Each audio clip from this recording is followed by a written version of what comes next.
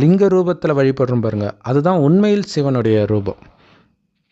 So அதுக்கு மனித உருவம் கிடையாது.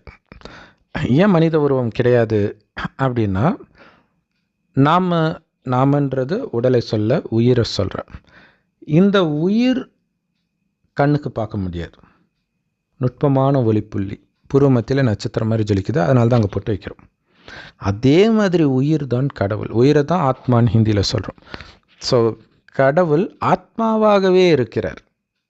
தனக்கென்று சொந்த உடலை தாயின் கர்ப்பத்தின் மூலமாக குழந்தையாக பிறந்து எடுக்கலை அவர் ஒருபொழுதும். அதனால தான் அவரை பார்க்க முடியல. ஆனாலும் அவர் இறுதியில் வருகிறார். வர்றது கடவுள். கடவுள் யாருன்னு தெரியாதனால கிறிஸ்தவர்கள் இயேசு வருவார், இந்துக்கள் கிருஷ்ணர் வருவார் அப்படின்னு தப்பாக புரிஞ்சுக்கிட்டாங்க. வருவது சிவபெருமான்.